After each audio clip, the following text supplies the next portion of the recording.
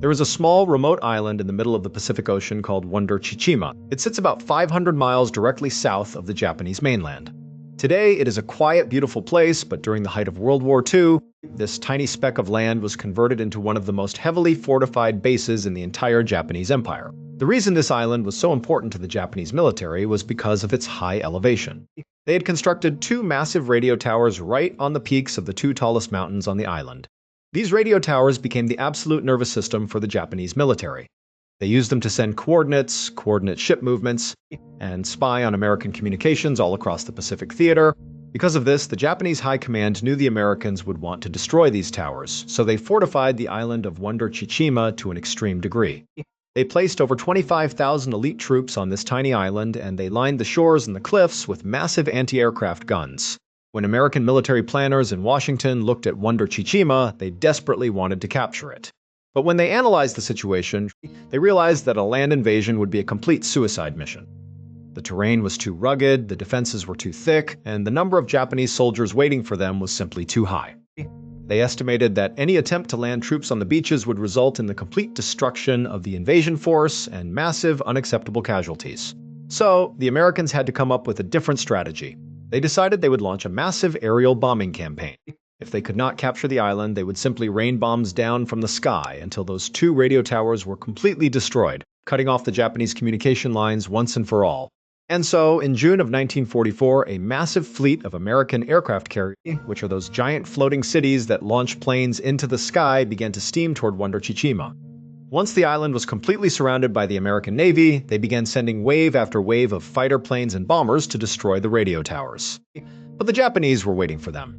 As soon as the American planes came into range, the sky erupted with thousands of anti-aircraft shells. The Japanese soldiers fought back with incredible intensity, and despite taking heavy casualties on their own side, they managed to shoot down multiple American planes and successfully prevent them from hitting the radio towers. Months went by, and by September of 1944, the American military leaders were growing incredibly frustrated. They had lost numerous planes and pilots, and yet those two radio towers were still standing, transmitting messages across the ocean. They knew they had to change their tactics, but they also knew they could not give up. The mission was simply too important. So, they began planning another massive coordinated air raid on Wonder Chichima. One of the young pilots selected to participate in this highly dangerous raid was a 20-year-old named George. Now, despite being only 20 years old, which made him the youngest pilot in the entire United States Navy at the time, George was already a seasoned combat veteran. He had flown in multiple high-stakes missions, and he had actually been shot down once before. During that previous mission, his plane had been hit by enemy fire, and he had been forced to eject into the open ocean, where he floated for hours before luckily being rescued by an American crew. He knew exactly how dangerous this mission was going to be, but he was determined to do his duty. On the morning of the raid, George woke up early, ate a quick breakfast, and headed down to the flight deck of his aircraft carrier. He was joined by his two-man crew. There was Dell, who was his radio operator, and Ted, who was his door gunner. The three of them climbed into their Avenger torpedo bomber, a massive, heavy plane designed to drop massive bombs from high altitudes. At exactly 7:15 in the morning, George received the signal to take off. The engine roared to life, and the plane shot off the flight deck and climbed into the sky, joining dozens of other American planes that were flying in a tight formation toward Wonder Chichima. As they flew toward the target, George climbed to an altitude of over 8,000 feet. This was a critical part of the plan because at 8,000 feet, they were just out of range of the heavy anti-aircraft guns on the island. The way this mission was designed to work was that the pilots would fly over the island at this safe altitude, and then, one by one, they would have to nosedive their planes down below 8,000 feet to manually drop their bombs directly onto the towers. Once the bombs were released, they would have to immediately pull up and try to climb back above 8,000 feet to escape the deadly anti-aircraft fire. George was a highly skilled pilot, and because of his experience, he was chosen to be one of the very first to make the dive. As he approached the target, he took a deep breath, gripped the control stick, and pushed the nose of his plane down toward the island. As soon as his plane crossed below the 8,000-foot line, the sky in front of him went completely black with exploding flak. The Japanese gunners on the ground had spotted him, and they were putting up a wall of lead and steel. George could hear the metal shrapnel ripping through the wings of his plane. The entire aircraft was shaking violently, and he could hear the deafening sound of explosions all around him. He yelled back through the intercom to Ted and Dell, telling them to hold on. He kept his eyes locked on the radio tower below, refusing to pull up. He watched the altitude gauge drop rapidly. 7,000 feet, 5,000 feet, 4,000 feet. Finally, when he reached 3,000 feet, he pressed the button to release his payload. Two massive 500-pound bombs detached from the bottom of his plane and went screaming down toward the ground. Both bombs scored direct hits on the radio tower, completely destroying it in a massive fireball, but as George began to pull back on the control stick to climb away, he realized his plane had been heavily damaged. The engine was coughing and sputtering, and a thick black smoke was pouring into the cockpit. Within seconds, the wings of the plane were completely engulfed in flames. George knew the plane was not going to make it back to the carrier. He was losing altitude fast, and the controls were barely responding. George yelled back to Ted and Del, telling them they were going down and that they needed to prepare to bail out. He turned the plane away from the island, heading out toward the open ocean. Now, because of his previous experience being shot down, George knew that the most important thing he could do right now was to fly as far away from the island as possible before they jumped. He knew that if they bailed out too close to the shore, they would land in the water right in front of the Japanese soldiers, and they would be captured immediately. So he gripped the vibrating control stick with all his strength, fighting to keep the heavy plane airborne for just a few more seconds. The plane was losing height rapidly, and the ocean was coming up fast. Ted and Del were screaming over the intercom, telling him they had to jump right now. But George kept saying, "No, hold on, just a little further." He pushed the burning plane as far as it could possibly go until they were so close to the water that it was almost too late. Finally, he gave the order to jump. George abandoned his controls and leaped out the door. As he leaped, he hit his head on the back of the plane, but miraculously his parachute opened up right before he hit the water, and it saved his life. As soon as George hit the water, he came up for air, but he was trapped under his parachute. He scrambled to get his parachute away to get a breath of air. He disconnected the parachute from his shoulders, cleared the material, and looked around. He saw his plane, which was now being flown by no one, go crashing directly into the water. Immediately, George began looking around for Ted and Del's parachutes to make sure they were okay, but he did not see any other parachutes anywhere in the sky. However, George noticed a life raft from his plane had miraculously just landed about 10 feet away from him. He swam over to the life raft and climbed inside. Once he was in there, all he could think about was Ted and Del. He was yelling for Ted and he was yelling for Del, but he was not getting any response. George turned around in the raft, so he was facing toward the island. To his horror, way off on the horizon, right near the edge of the island, he saw Japanese patrol boats that were speeding in his direction. He knew they were coming to get him and the other people who had jumped out of the planes. George turned back around, leaped onto his chest on the front of the raft, and started using his hands to paddle as fast as he could away from the island. The whole time he was paddling, he was screaming out for Ted and Del in hopes that he would find them. Little did he know that both of them had not survived the crash. Del had never made it out of the plane and had died on impact, and Ted had jumped, but his parachute had failed to open. George was entirely alone in the middle of the ocean. With the enemy closing in, as he paddled, George realized he was not making any real progress. His arms were burning with exhaustion, and the Japanese boats were getting closer and closer. He could hear the sound of their engines over the water. Finally, he realized it was hopeless. He could not outrun motorized boats with his bare hands. He stopped paddling, sat up in the raft, and turned to face the boats. He felt a deep, overwhelming sense of guilt. He believed that because he had held onto the controls for so long, he had prevented his friends from jumping in time, and he had gotten them killed. He thought about his wife and wondered if he would ever see her again, and he began to mentally prepare himself for a brutal captivity. But before he could be captured, American aircraft came storming in overhead. They went flying past him toward the island and began dropping bombs and strafing the Japanese patrol boats that were coming to get him. George could not believe his luck. He turned around, got back on his chest, and started swimming as fast as he could, knowing the boats were totally preoccupied with the aircraft. For 2 hours, George used every ounce of strength he had to swim as far as he possibly could away from the island. Finally, he was so exhausted he could not paddle any farther. He was just laying on the raft when he heard the sound of something coming out of the water. He turned and saw the periscope of an American submarine. Seconds later, the crew of the submarine came right up alongside him, grabbed him out of the raft, and he was saved. Besides George, Ted, and Del, there were 8 other American airmen who had to bail out of their aircraft because they were badly damaged following this raid. Originally, those 8 people were not recovered and were believed to have drowned at sea. But that actually was not true. The United States government figured out fairly quickly what happened to them, but the details of what happened to them were so gruesome that the government decided they did not want to tell anyone.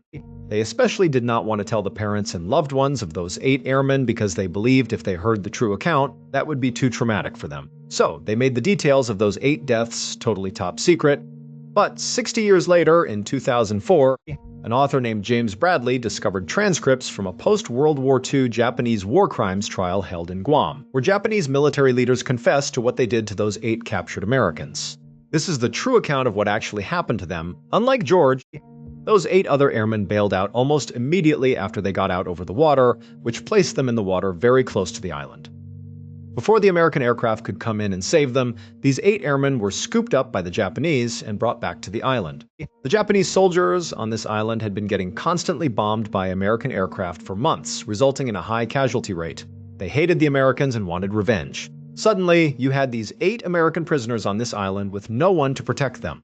The Japanese decided they were going to exact their revenge. Within 24 hours of being captured, the 8 men were huddled up when one of them, Marv Machan, who was 19 years old from Long Beach, California, was grabbed by a Japanese commander. He was stood up and moved to the central area of the military camp and tied to a tree. The commander encouraged all the other soldiers to beat and kick Marv. All day long, soldiers came up and beat him while the other 7 prisoners were forced to watch, unable to do anything. That night, the same commander came back, untied Marv, and told the other 7 prisoners to stay where they were. The commander and several other soldiers marched Marv into the jungle to a freshly dug grave. Standing next to the grave was a Japanese soldier carrying a sword. Marv was told to walk up to the edge of the grave and kneel down. They let him smoke a final cigarette, which he did very calmly. When he was done, they put a blindfold on him, told him to extend his neck, and he was beheaded. They buried him inside the grave. That night, one of the high-ranking Japanese generals on the island, a man named Yoshio Tachibana, who was an alcoholic and notorious for his sadistic tendencies, was sitting around drinking when he decided his soldiers needed to prove they had what he called the fighting spirit. He believed the only way to show this was by consuming human flesh. Tachibana ordered his soldiers to go exhume Marv from his shallow grave. He sent over one of his surgeons and told him to remove Marv's thigh. The surgeon did so, gave it to the cooks, and they made a huge meal using Marv's thigh, serving it to Tachibana and his other high-ranking officers. Apparently, Marv's thigh tasted so good with soy sauce and sake that Tachibana ordered his soldiers to go back and cut more meat off of him. Within a month of Marv's execution and consumption, Tachibana decided he wanted to eat more human flesh, believing it would make his soldiers stronger and improve their health. They decided to kill more of the American prisoners. They brought the 7 remaining prisoners out to the rifle range, and one of the officers grabbed 25-year-old Floyd Hall from Missouri. They tied him to a wooden stake, and Tachibana ordered the soldiers to practice their bayonet work on him. One by one, they plunged their bayonets into Floyd's chest and stomach until he died. Once he was dead, the surgeons removed Floyd's liver and gallbladder right in front of the remaining 6 living prisoners. The organs were wrapped in cellophane paper to preserve them. The commander then grabbed another prisoner, Earl Vaughn, who was 22 years old from Texas. Earl knew what was coming and became defiant. He wanted a quick death, so he began yelling Semper Fi at the Japanese and pointing to his neck, indicating he wanted to be beheaded. The Japanese tried to strap him to the wooden post for bayonet practice, but he put up such a fight that finally one of the soldiers pulled him down and beheaded him. Again, the surgeons ran out and removed Earl's liver and gallbladder in plain sight of the other 5 remaining captives. That night, the high-ranking officers feasted on Earl and Floyd. Within a few days, the other 5 captives were also executed, and 2 of them were consumed. Shockingly, one of those 2 was not executed beforehand. Instead, they had pieces of their body surgically amputated and cooked, and when they were done eating, they would come back and cut off more to keep the meat fresh until there was nothing left, at which point the prisoner was executed after the war. 34 Japanese soldiers, including General Tachibana, were tried for war crimes, found guilty, and hanged. The others who witnessed these crimes and did nothing were sent to jail but released after 8 years. George was 80 years old when he finally learned about the atrocities on the island that he had so narrowly escaped. He was horrified, but more than anything, he felt a deep sense of guilt for surviving. But George did not waste his second chance at life. George H.W. Bush would go on to become the 41st President of the United States, and his son would become the 43rd President. 2 world leaders who changed history who never would have existed if George Sr. had bailed out of that plane just a few seconds earlier. On Saturday, September 30th, 2017, a staff member at a North Wales country club noticed water leaking out of the bottom of an outside wall of one of their many bungalows. These bungalows were single-story white structures situated up on a beautiful green hillside, and they were generally used as vacation rentals. The staff member reported the leak to their boss, and shortly after, 2 maintenance workers were sent out to check on it. They went over to the bungalow and knocked on the front door, but when no one answered, they pulled out their master key. As they turned the lock, they yelled out to let anyone inside know they were coming in to check on a leak. They opened the door and found a quiet space. To their left was a kitchen, and to their right was a living room, basically one big open area. They walked straight across to the back of the property where they reached a closed bedroom door. They knocked, got no response, and opened it. Inside, they saw 2 twin beds and a pile of unopened luggage, which indicated someone was staying there but was currently out. They walked around the luggage to the back of the bedroom where there was another closed door leading into the bathroom, which was where they suspected the leak was coming from. They knocked on the door, heard nothing, and opened it. There was water all over the floor, but the sink, shower, and toilet were not overflowing. The only other place was the airing cupboard, which is a walk-in closet containing a hot water heater and shelves for linens. The cupboard door was to the left of the bathroom entrance. The workers opened the door and immediately saw where the leak was coming from, and they realized they had a much bigger problem. It turned out that 7 days earlier, 60-year-old former policewoman Mary Isherwood had arrived at the country club. She and her ex-husband owned this bungalow but rarely stayed in it, using it as a rental property. They had recently decided to sell it, and Mary wanted to spend a week enjoying the property one last time. Her friends were supposed to join her, but they all canceled at the last minute, so Mary went alone. She arrived late at night, put her luggage down in the bedroom, and decided to go exercise. Mary was incredibly fit and loved to swim, so she put on a bathing suit, went down to the club pool, swam some laps, and then returned to her room. She took a shower and went to bed naked, which was her usual habit. In the middle of the night, Mary woke up to use the bathroom. She hopped out of bed, walked into the bathroom, and did her business. Afterward, as she went to return to her bedroom, she accidentally grabbed the door handle of the airing cupboard instead of the bedroom door. The door swung inward, and she stepped into the pitch-black closet. As she realized her mistake, the door behind her shut and clicked locked. She turned to open it, but when she grabbed the brass doorknob, it completely disintegrated in her hands, breaking into multiple parts and falling to the floor. Now she was trapped in a tiny, pitch-black closet with no clothes on and no way of knowing how to put the knob back together by touch. Mary began banging on the door and screaming for help, but the bungalow was a standalone structure, and her voice did not carry far enough for anyone to hear. After several hours, Mary decided she had to take action. She turned toward the back of the closet where the shelves were. She grabbed one of the wooden shelves and managed to break it off the wall. She tried to smash the door with it, but that did nothing. So, she began striking the wall next to the door and realized she could break through the drywall. She thought if she could make a hole big enough, she could reach through and open the door from the outside. She began digging as fast as she could, but the progress was incredibly slow. She decided she needed a better tool. She broke down more shelves to clear a path to the hot water heater behind them. By touch, she felt around for any pipes and managed to rip a piece of copper pipe off the heater. While this gave her a much better tool for digging, breaking the pipe caused high-pressure cold water to begin spraying all over the tiny closet. There was no way for Mary to get away from the freezing water. It was incredibly painful, but she went back to digging at the wall next to the door. After hours of work, she struck a solid brick wall. She could not get through it. Devastated and freezing, she did not give up. She turned to the wall leading into her bedroom and began digging a new hole, hoping to crawl through. After several more hours of exhausting work while being sprayed with freezing water, she actually managed to push through the drywall. But in a cruel twist of fate, she hit a solid object on the other side. It was a large picture frame with a glass cover that had been screwed to the bedroom wall directly over where she was digging. In her exhausted, panicked state, she felt the hard back of the frame and believed she had hit another brick wall. If she had known, she could have easily broken through the glass and frame to escape, but she gave up and slumped to the floor, where she ultimately died of hypothermia.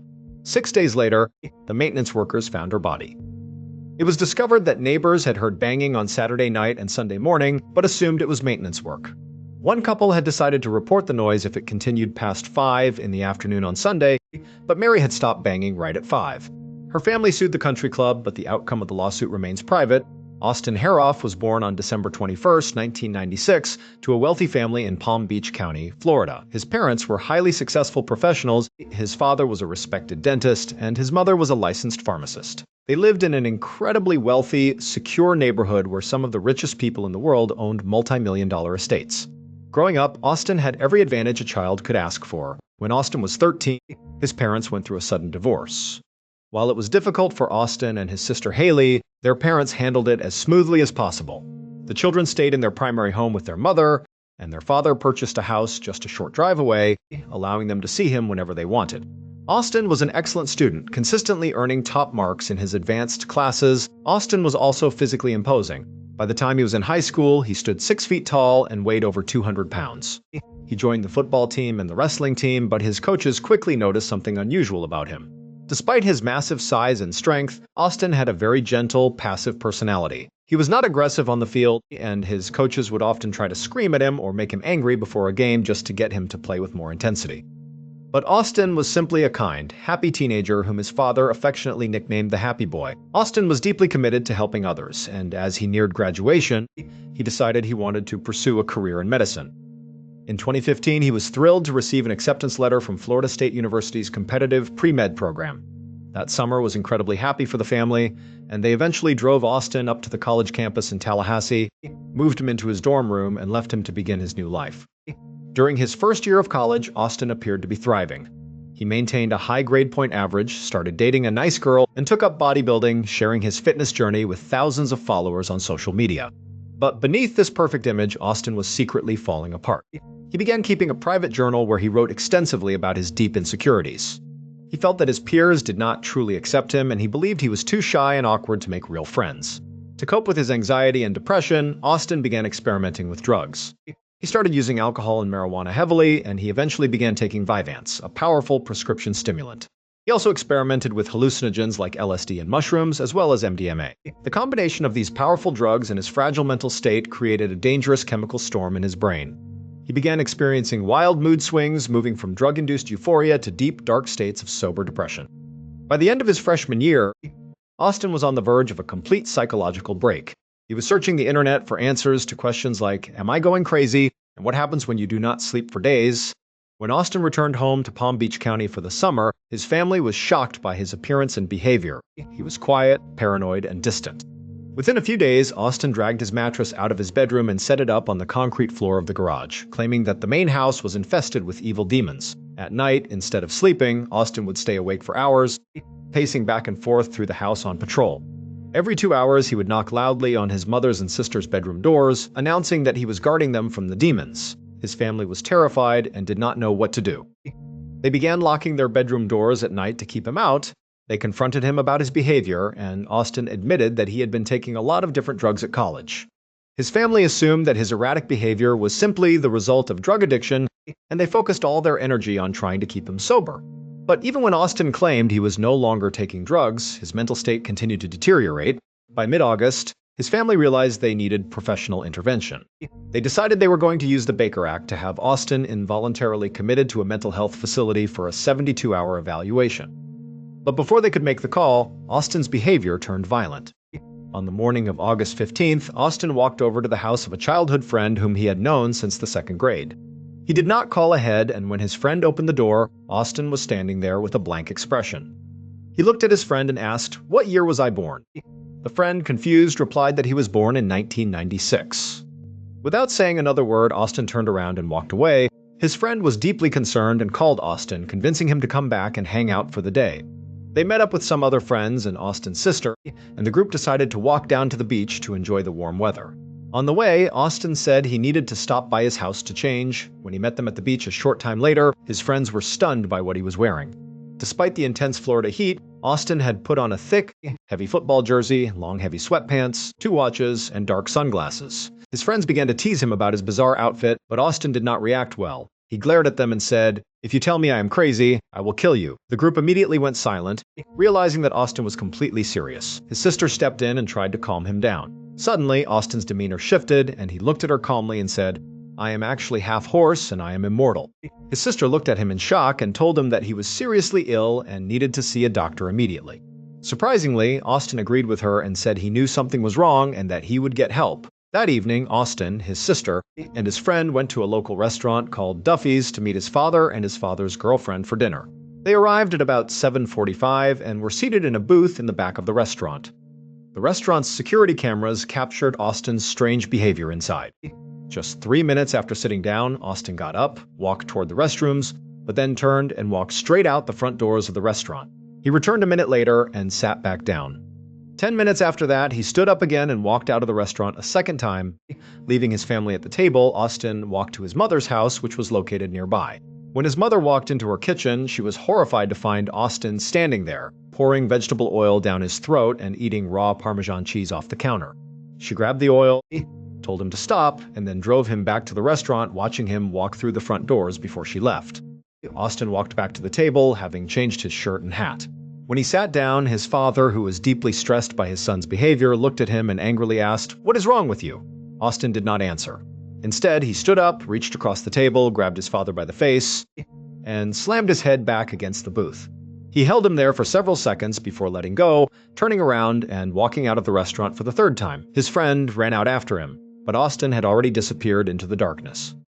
Realizing that Austin was a danger to himself and others, his father's girlfriend called 911 to report him missing and ask for police assistance. About 4 miles away, in a quiet residential neighborhood, 53-year-old Michelle Mishkan was sitting on a lawn chair in her garage, watching television. The garage door was wide open, which was normal for her and her husband, 59-year-old John Stevens. The couple had recently retired, and they loved to sit in their garage, enjoy the warm evening air, and chat with neighbors who walked by. John was currently out walking their dog, so Michelle was alone. Across the street, their neighbor Jeff Fisher was lying in bed, trying to fall asleep early. Suddenly, he heard a loud, terrifying scream coming from across the street. He jumped out of bed, ran downstairs, and looked out his front window. He saw a young man who was Austin standing in John and Michelle's driveway, slamming the door of Michelle's car. Jeff watched as Austin walked up the driveway into the garage, where Michelle was standing, looking terrified. Realizing his neighbor was in danger, Jeff ran out of his house and sprinted across the street. But before he could reach the driveway, he saw Austin grab Michelle, throw her onto the concrete floor, and begin brutally beating her. Jeff ran into the garage and yelled at Austin to stop. Austin stopped beating Michelle, turned to Jeff, and said, "You do not want any part of this." Jeff, who was a large man, lunged at Austin to try and pull him off Michelle. Austin swung his arm and struck Jeff across the head. Jeff managed to grab Austin by his shirt and throw him to the ground, but as Austin fell, Jeff felt a sudden, burning pain in his face, neck, and back. He looked down and saw that he was covered in blood. Austin had been holding a pocket knife, and his blows had severely stabbed Jeff in multiple places. Jeff realized he was bleeding heavily and was in danger of passing out. He knew his only chance of survival was to run back to his house and call the police. He ran across the street, locked his door, and called 911, telling the dispatcher that a maniac was attacking his neighbors. As Jeff sat on his floor, holding a towel to his neck, he could hear terrifying, animalistic grunting sounds coming from across the street, followed by screams. Within minutes, several police cars came screaming into the neighborhood. The first officer on the scene, a female officer named Kristen, ran up the driveway with her gun drawn. She was followed closely by a second officer named Dan. As Dan ran up the driveway, he noticed a massive stream of blood flowing down the concrete. He rounded the side of a parked car and saw a horrific scene. John Stevens was lying on his back on the ground, barely conscious, looking up at the officers and whispering for help. On top of him was Austin, who was pinning John down. Officer Dan looked closer and realized with absolute horror that Austin was reaching his fingers into John's mouth, pulling his cheek open, and biting large chunks of flesh out of John's face, chewing and swallowing them. Officer Kristen could not shoot Austin because he was positioned directly over John, and a bullet could easily pass through and kill the victim. Officer Dan pulled out his taser and fired it directly into Austin's back. The electrical current hit him, but Austin did not even flinch. He completely ignored the taser and continued to bite John's face. Officer Dan ran up and kicked Austin in the head with all his force. Austin's head flew back, but he immediately lunged back down and continued biting. A second police car arrived, and the officers released a trained police K-9. The large dog ran up and clamped its jaws onto Austin's arm, trying to pull him off the victim. Austin did not scream or fight the dog. Instead, he simply ripped his arm out of the dog's mouth, tearing his own flesh on the dog's teeth, and went right back to biting John. The dog bit him again, and once more, Austin ripped his arm away, completely indifferent to the pain. Finally, Officer Dan managed to land a powerful kick to Austin's face at the exact moment the dog pulled his arm, knocking Austin off John and onto his back. Dan leaped on top of him, slammed his head into the concrete, and managed to get a handcuff on one of his wrists. With the help of 3 other officers, they were finally able to pin Austin down and secure his hands behind his back. As they pulled him away, Austin looked at the officers and began screaming, "Kill me! I am eating humans! Kill me!" The paramedics rushed to check on the victims, but victims included Michelle Mishkan, who had already died from severe blunt force trauma inside the garage. John Stevens, despite being alive when the police arrived, died minutes later from the massive blood loss caused by the stabbings and the severe injuries to his face. Their dog was found unharmed and was taken in by the couple's children. Jeff Fisher was rushed to the hospital, where surgeons were able to save his life, and he eventually made a full recovery.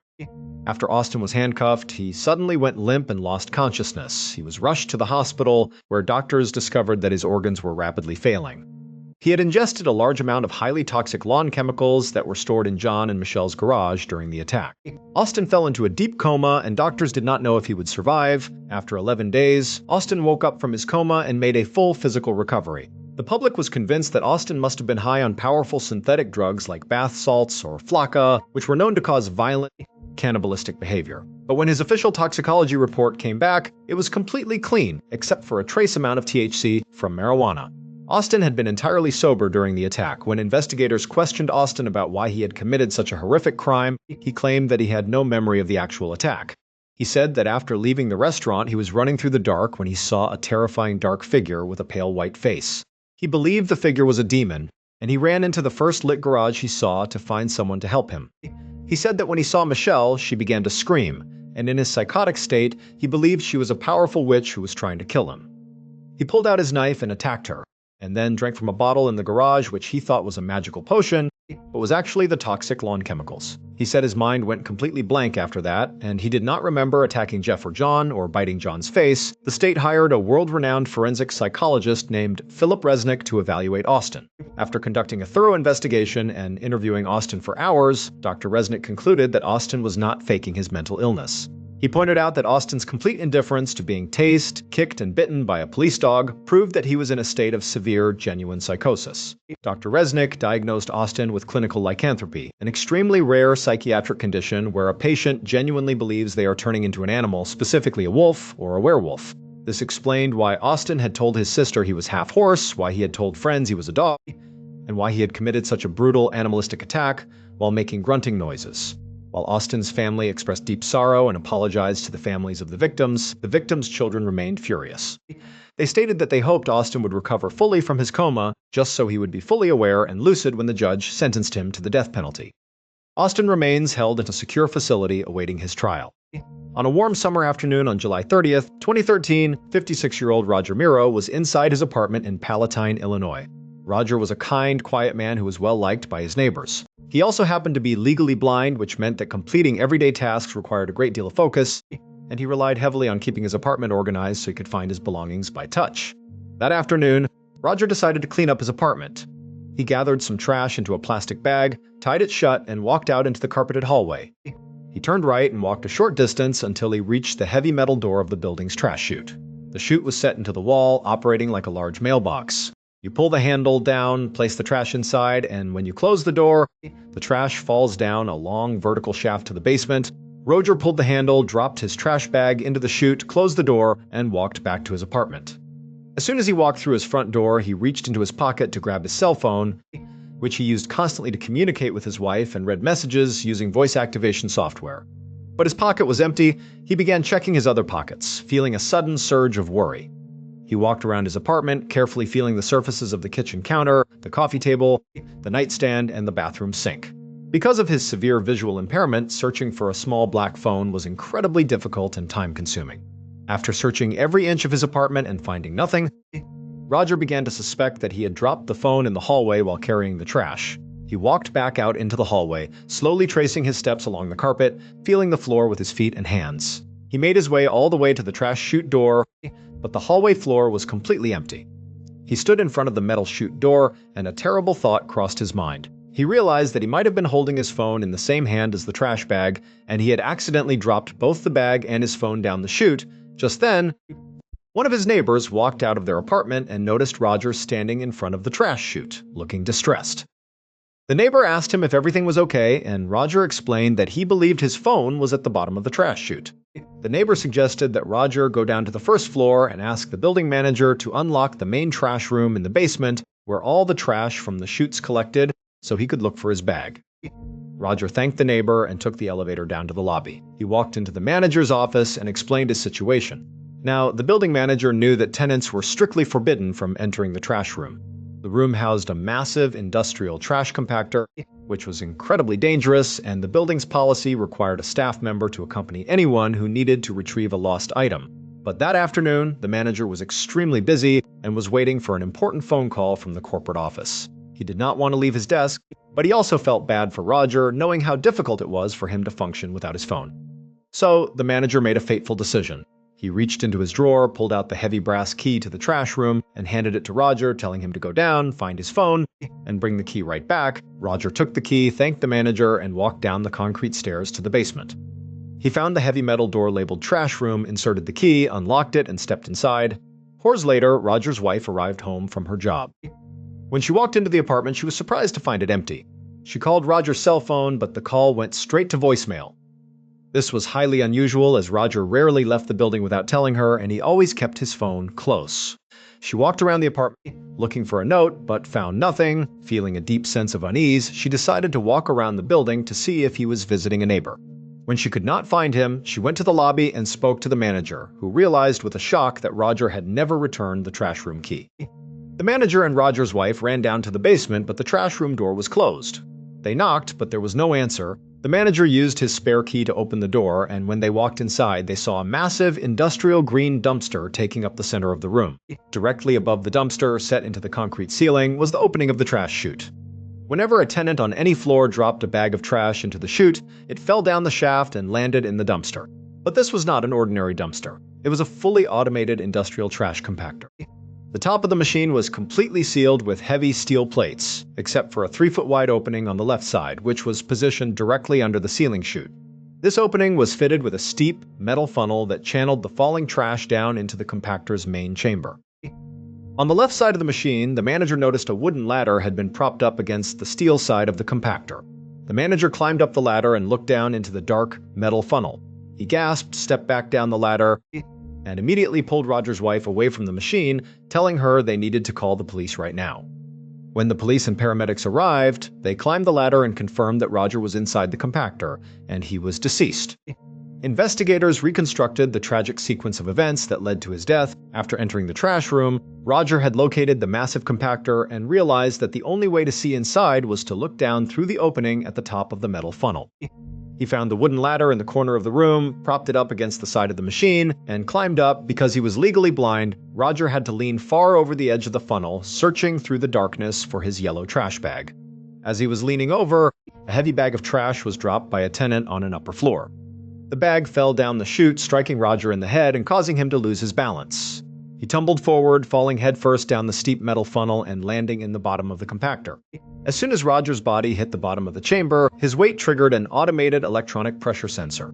This sensor was designed to detect when the compactor was full of trash and automatically start the compacting cycle. A massive hydraulic steel ram, which exerted thousands of pounds of pressure, slowly began to slide across the bottom of the chamber, designed to crush everything against the far steel wall.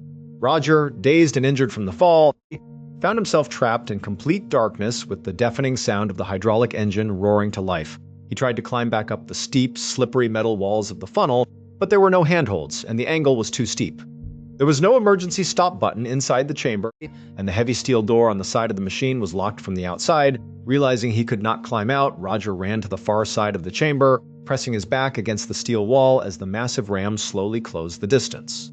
The machine completed its cycle, crushing Roger instantly. Because the system was fully automated, the compactor continued to cycle throughout the afternoon every time another tenant dropped trash down the chute, repeatedly crushing the chamber. Roger's wife was completely devastated by the loss of her husband. She filed a massive wrongful death lawsuit against the building's management company, arguing that their extreme negligence in handing a dangerous key to a legally blind man had directly caused his death. The lawsuit was eventually settled out of court, but the memory of the tragic accident continues to haunt the building's residents. In the early 1950s, a young stonemason named Harold Alexander was living in the city of Hamburg, Germany. Harold was a quiet, intense man who spent his days working with heavy stone, but he felt a deep spiritual emptiness in his life. He began searching for meaning, and he eventually came into contact with an elderly man named Georg Riehl. Georg was the charismatic leader of a small, highly secretive religious sect known as the Lorber Society. The group was loosely based on Christian teachings, but Georg had twisted the doctrines into an extreme, cult-like belief system. The core of their philosophy was the concept of absolute self-denial. They believed that any form of human pleasure, whether it was eating good food, drinking, or socializing with outsiders, was a sin against God. To remain pure, members of the Lorber Society had to spend every hour of their lives in prayer and worship. They were completely isolated from the rest of the world, believing that anyone who was not a member of their sect was actively possessed by evil spirits. Harold was completely captivated by Georg's intense personality, and he and his wife immediately joined the sect, giving up their savings and their freedom to live under Georg's strict rules. A few years later, Georg became terminally ill. On his deathbed, Harold went to visit him privately. When Harold emerged from the room, he announced to the other members that Georg had received a revelation from God, declaring that Harold was to be the new leader of the Lorber Society. While some members were skeptical, Harold's intense authority quickly silenced any doubts, and he took absolute control of the sect. Harold began teaching his followers that they must prepare themselves for a massive spiritual event. He told them that God was going to send a new, living prophet to the earth, and that when this prophet arrived, they must obey his every command without question, no matter how bizarre or extreme it might seem. In 1953, Harold's wife gave birth to their second child, a boy named Frank.